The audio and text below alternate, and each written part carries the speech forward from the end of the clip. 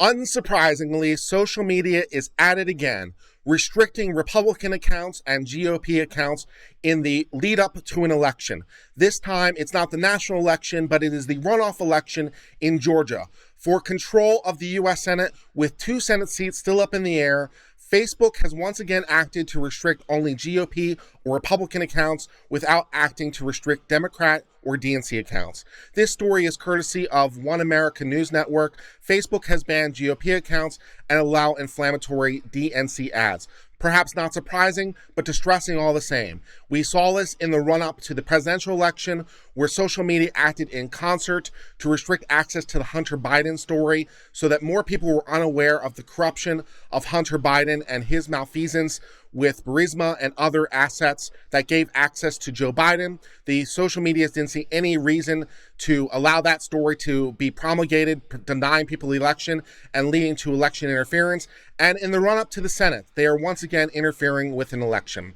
So as One American News themselves puts it, with the Georgia runoffs at this point happening tomorrow on the 5th, the GOP is facing a battle on 2 fronts: the Democratic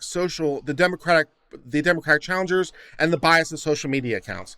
The National Republican Senatorial Committee, a major asset of the GOP, posted screenshots proving that it had been banned on Facebook. This came one day after on Twitter, where they on Twitter posted a video in the run-up to the Georgia election. So once again, social media is acting in ways to restrict access to GOP advocacy, GOP messaging, Republican-leaning messaging. Anything right-wing seems to be a problem. While Facebook did not provide any specific reason that it was banned in their original messaging, they have said that this was an error. And it seems to be only the Republicans and the GOP that seem to get these errors. When was the last time a Democrat-leaning or a DNC-leading account or a major Twitter account of the Democrat Party was restricted in error? And this errors only seem to, in fact, impact the GOP side. The Democrat side has had no problems, including from an August 27th ad from the DNC that accused the president of creating orphans, and an August the 20th ad that accused the president of working to prevent Americans from voting. That video, which was produced by the California Secretary of State and the Michigan Secretary of State, which aired before the election without any problem, was allowed on social media, even though it was dramatically misleading, by arguing that mail-in voting and absentee voting are exactly the same, which of course they are not, because mail-in voting of this kind is much different in scale and scope, and even the legal protections that have been accorded to absentee voting in the past.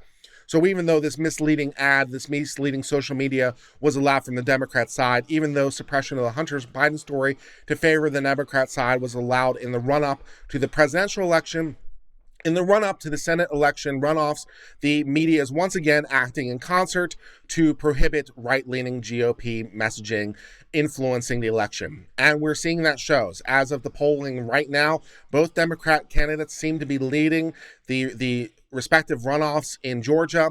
So it looks like at this time that it looks like the Democrats will gain control of both Senate seats. What should have been easy Republican pickups will instead be Democrat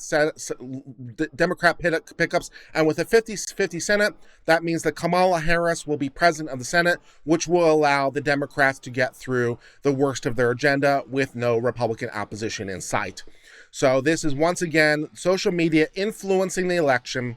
They influence the election in the run-up to the presidential election. They're running up the influence to the senatorial election. They want control of the Senate just the same way they got control of the presidency. And it looks like with these efforts in part, they're going to be able to get it. So this is distressing news, but it is the news nonetheless. If you're liking this content, please remember to subscribe. That's all, my friends. Hope you're well. Cheers and goodbye.